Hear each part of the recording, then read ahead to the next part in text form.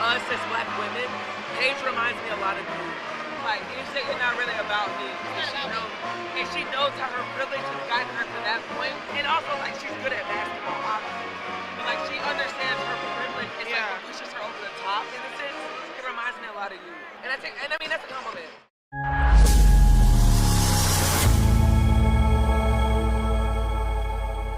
A'ja Wilson has been vocal about privilege in the WNBA, specifically calling out players like Caitlin Clark and Paige Beuckers. But here's the twist. Wilson's comments come across as hypocritical when you consider her own background of privilege. While she's lecturing others about race and privilege, it's time we take a closer look at her own story and the narrative she's pushing. Let's dive into why A'ja Wilson's remarks feel like a double standard and why players like Caitlin Clark deserve more credit for their success. A'ja Wilson's recent comments about privilege, particularly aimed at players like Caitlin Clark and Paige Beuckers, have sparked quite a conversation. Everything A'ja Wilson is saying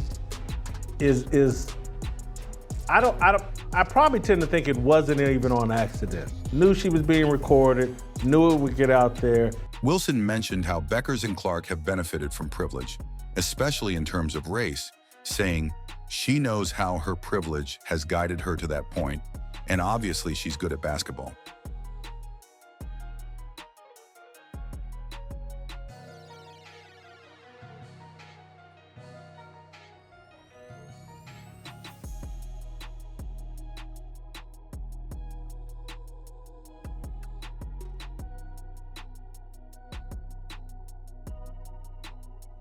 While Wilson acknowledged their talent, she implied that their rise to fame has been smoothed by privilege, which seems ironic when you consider Wilson's own privileged background. Wilson is a product of private education, with access to elite resources that helped her develop her skills from a young age. She attended a private school and had the benefit of a strong support system, a luxury that many players in the WNBA didn't have.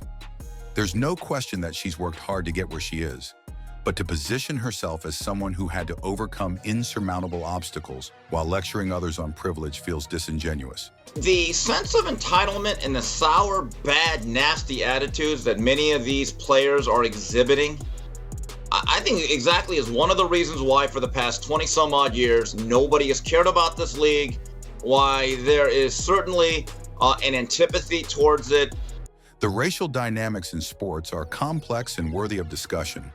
But Wilson's framing makes it seem like she's ignoring her own advantages while trying to play the victim.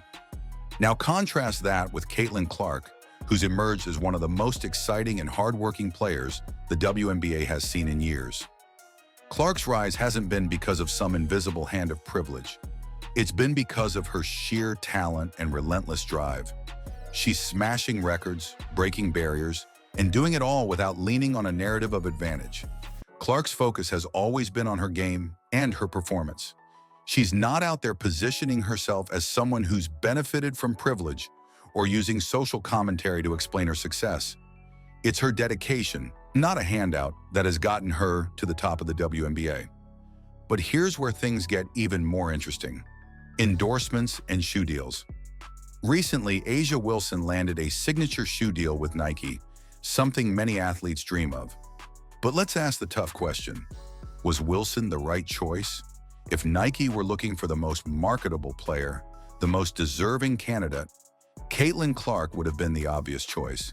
She has the fan base, the game-changing talent, and the stats to back it all up. So why did Nike go with Wilson? Some speculate that it was more about aligning with a narrative than rewarding the player who's truly making waves in the league. A'ja Wilson has a signature shoe and logo with Nike. No one's gonna buy her shoe, no one cares, but Nike's bending over backwards trying to please A'ja Wilson and Don Staley and the whole BLM crowd we gotta promote A'ja first. Caitlin Clark's popularity is undeniable. Her games are drawing record-breaking viewership, her social media presence is through the roof, and fans are flocking to support her wherever she goes. In contrast, Wilson, despite her accomplishments, hasn't been able to command the same level of attention. And yet, Nike chose Wilson for the shoe deal, overlooking the player who is quite literally bringing more eyes to the WNBA than ever before. It's hard not to see this as a strategic choice to back a player who fits a certain narrative rather than the one who is actually transforming the league. But let's speculate for a moment. What if Caitlin Clark's rise and success are making people in the WNBA uncomfortable? What if her dominance on the court, combined with her massive popularity, is starting to overshadow players like A'ja Wilson, whose star power might be fading in comparison? Is it possible that Wilson's comments about privilege are an attempt to regain control of the narrative, to shift the focus back to herself as a leader in the league? And so there's a mindset that A'ja has to adopt to justify getting treatment she knows she doesn't deserve. By framing the conversation around race and privilege, Wilson may be trying to reposition herself as the voice of the WNBA, despite the fact that Clark is doing more to elevate the game. And let's not forget the racial undertones in this conversation. By making privilege a focal point, Wilson is drawing a clear line between herself and Clark, implying that Clark's success is somehow less deserved because of her background. But if we really break it down, it's Clark who's had to fight for everything she's achieved. While Wilson had the benefit of private schooling and a strong support network, Clark's success has come purely from her on-court excellence and relentless work ethic. So who's really benefiting from privilege here? The controversy surrounding Wilson's comments doesn't stop at her background or her endorsements. There's another layer to this: the way fans and media are reacting.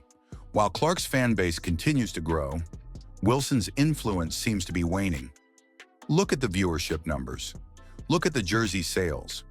It's Caitlin Clark who is driving the WNBA's growth right now, not Wilson. And yet, the league and brands like Nike continue to push Wilson as the face of the WNBA. Is it because they're afraid to embrace Clark's growing influence?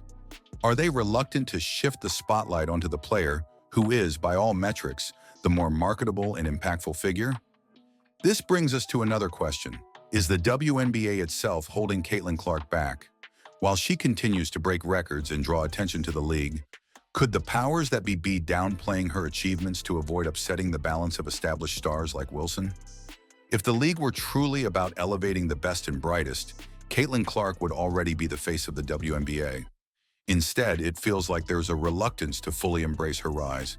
Could Wilson's comments be a reflection of this underlying tension within the league, where newer, younger stars like Clark threaten to disrupt the established order? This entire situation feels like a brewing storm, with Caitlin Clark at the center. While A'ja Wilson tries to control the narrative, Clark's undeniable talent and appeal are breaking through, whether the league likes it or not.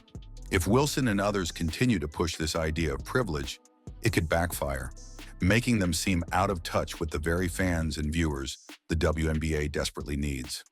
Meanwhile, Clark's star is only going to continue rising, and the question becomes, how long can the WNBA and players like Wilson ignore the real face of their future?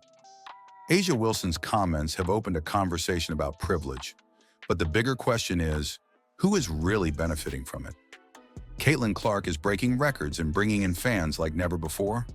Yet it seems like the WNBA is hesitant to fully embrace her rise. Could Wilson's attempts to steer the narrative backfire, making her seem out of touch with where the league is headed? One thing's for sure, this battle for the spotlight is far from over, and the next chapter could change the face of the WNBA forever. Stay tuned. If Caitlin Clark is the quote-unquote savior, if she's the golden girl, milk it. A'ja Wilson is the superstar in the NBA, in the WNBA. She's a two-time champion. This girl is legit. She's the real deal. And those kind of endorsements and all of that stuff ain't come her way. You got me down again.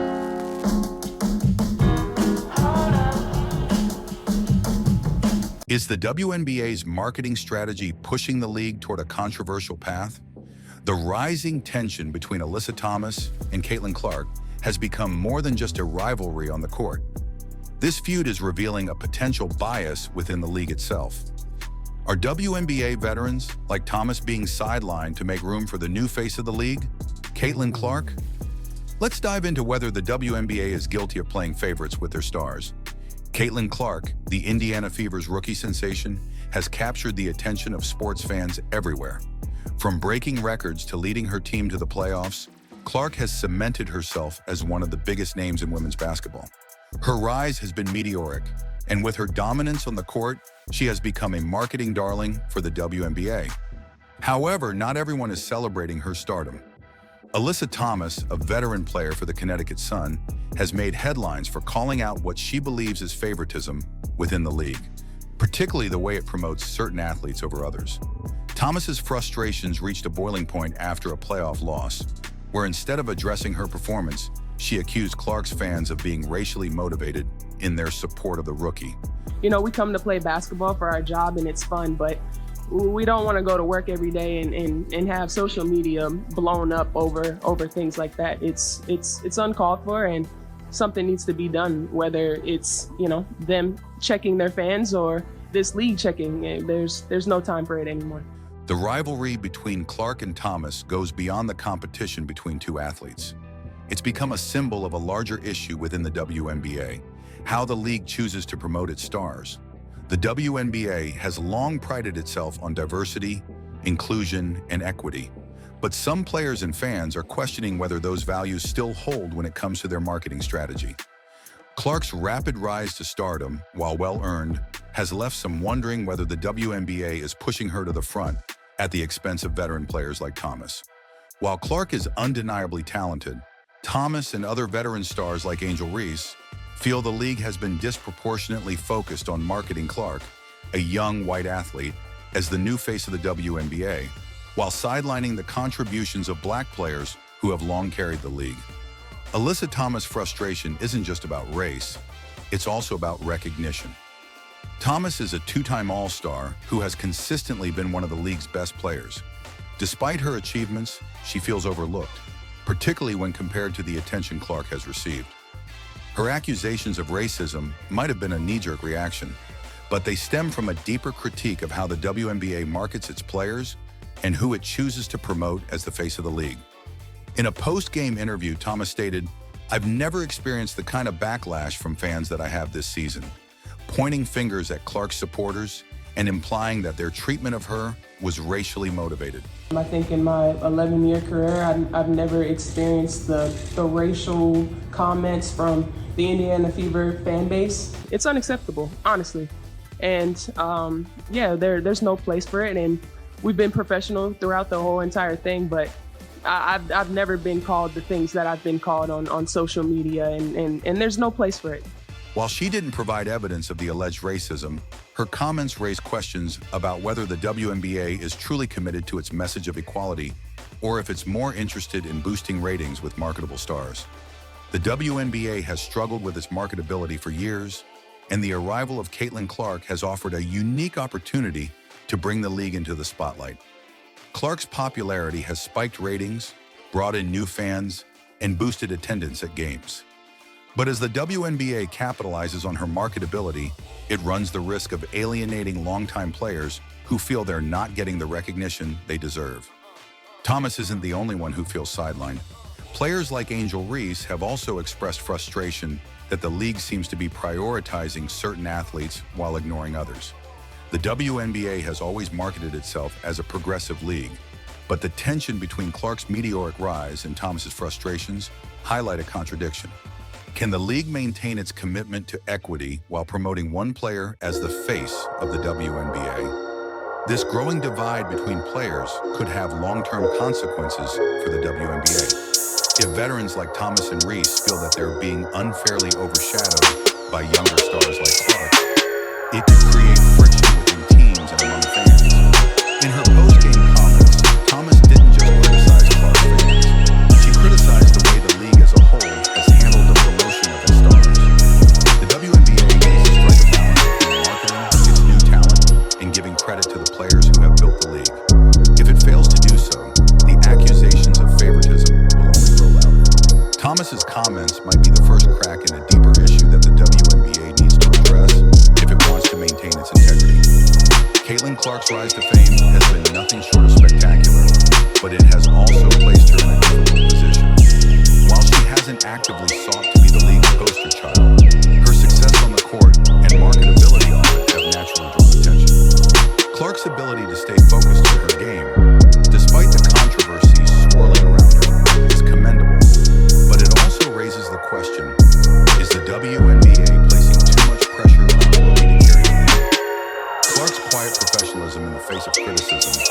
won her even more fans.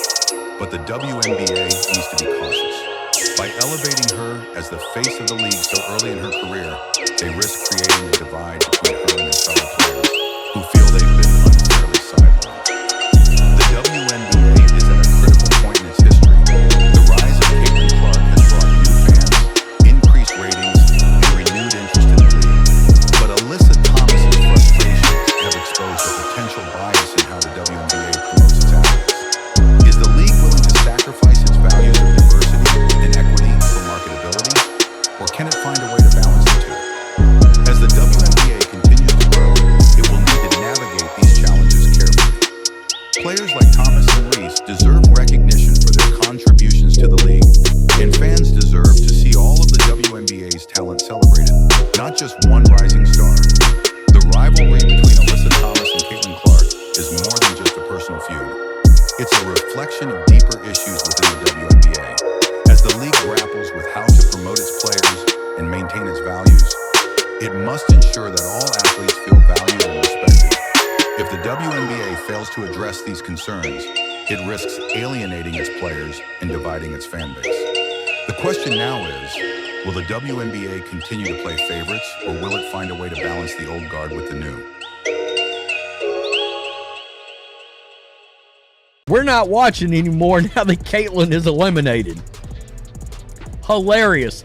See you next season. We ain't watching anymore. It's time for Caitlin Clark to leave the WNBA. And honestly, it would be the best decision she could make for her career. From constant bullying and harassment to the physical play that clashes with her style, the WNBA is not the right environment for a generational talent like Clark. Europe offers her better opportunities, more money, a basketball culture that values finesse over brute force, and a fresh start away from the toxic dynamics she's facing here. Let's break down why Caitlin Clark should make the leap to Europe and how it would be the best move for her career. Caitlin Clark has quickly become one of the most exciting players to watch in the WNBA, but her experience in the league so far has been anything but smooth.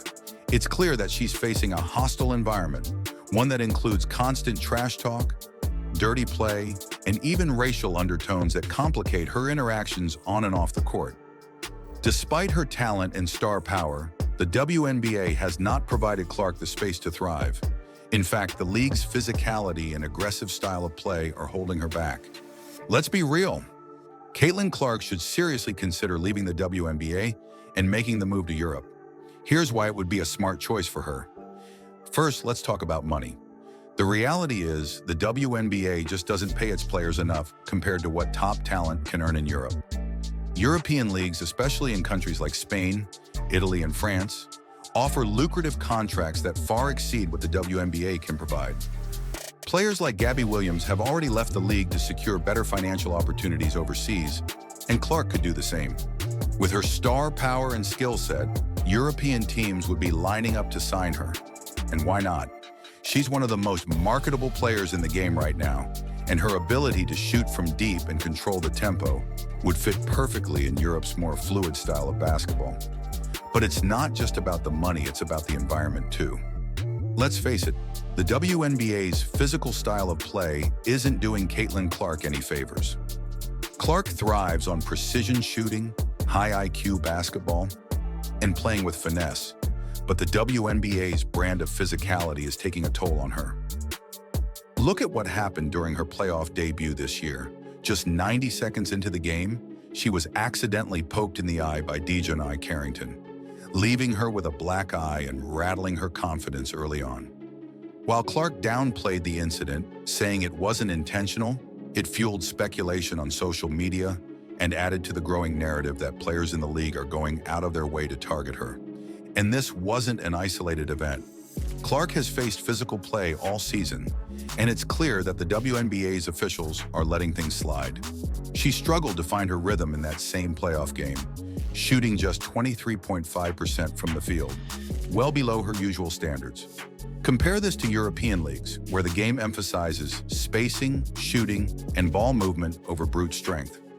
In Europe, Clark could flourish in a system that suits her strengths and plays to her style, rather than being bogged down by constant physical battles. The bullying and harassment she's been subjected to in the WNBA are another major reason she should consider leaving. From trash talk to racial accusations, Clark has found herself at the center of controversy from day one. Take Alyssa Thomas, for example. Their heated playoff matchup escalated to the point where Thomas was suspended after being accused of targeting Clark with aggressive behavior that some labeled a racist assault. Then after the game, Thomas went on to accuse Clark's supporters of hurling racial abuse at her. I think in my 11-year career, I've never experienced the racial comments from the Indiana Fever fan base. While the truth behind those accusations is still up for debate, the fact remains that Clark is constantly embroiled in unnecessary drama in the WNBA. These racial tensions have only added another layer to the hostile environment she's navigating in the league. Some analysts have pointed out that as a white player in a predominantly black league, Clark is facing scrutiny and challenges that go beyond the usual competitive tension. The constant drama, the racial accusations, and the media narrative surrounding her have created a toxic environment that can only hurt her long-term development. What I am upset about is like, hey man, your meal ticket is under constant attack. There's been dirty plays all season. Why should she stay in a league where she's being vilified, harassed, and targeted when she could thrive somewhere else? In Europe, Clark could escape this hostile atmosphere and find a more welcoming basketball community. Not only would she avoid the constant physicality that's wearing her down in the WNBA, but she'd also be free from the off-court drama that has followed her from college to the pros. The European basketball culture is far less toxic, and players are treated with a level of respect that she hasn't experienced here. Moving to Europe would give Clark the fresh start she deserves, allowing her to focus solely on basketball and leave behind the harassment she's endured. Another reason to consider Europe is the potential to build her legacy on a global stage. Sure, the WNBA is growing, but European basketball is on the rise, and it offers a platform for players to become international stars. By playing in leagues across Spain, Italy, or France, Clark could enhance her brand, earn more money, and elevate her status in ways that aren't fully available in the WNBA. She would also have the chance to dominate leagues where her style of play is not just accepted, but celebrated. In fact, there are rumors circulating that Clark could even join the newly formed Unrivaled League, backed by Breanna Stewart. This league aims to provide a fresh platform for women's basketball, free from the issues currently plaguing the WNBA. If Clark wants to be part of something bigger, this could be the perfect opportunity for her to not only play in a more suitable environment, but also be at the forefront of a movement that could revolutionize women's basketball globally. Lastly, let's address Clark's recent comments. Despite all the speculation, she's made it clear that she's not planning to go overseas, at least not this offseason. In her exit interviews after the playoffs, she joked about taking up golf during the offseason, suggesting that she's more focused on rest than basketball right now. But even though she's not making the move immediately, it's hard to ignore the writing on the wall. The WNBA is failing to support its top talent, and Clark deserves better. The WNBA is simply not doing enough to protect or elevate Caitlin Clark. From poor officiating to a toxic environment filled with racial tension and physical bullying, Clark is being wasted in a league that's not set up for her success. Europe offers a better financial package, a style of play that fits her strengths, and an escape from the constant harassment she faces in the WNBA. It's only a matter of time before Clark realizes that the WNBA isn't the right fit. And when she does, Europe will be waiting with open arms. Caitlin Clark has a decision to make. Will she continue to endure the constant bullying, physical play, and racial drama in the WNBA? Or will she choose to take control of her career and head to Europe, where she could thrive both on and off the court? The longer this drama plays out, the more obvious the answer becomes. Stay tuned, because if Clark decides to leave, it's going to shake up the world of basketball in ways we've never seen.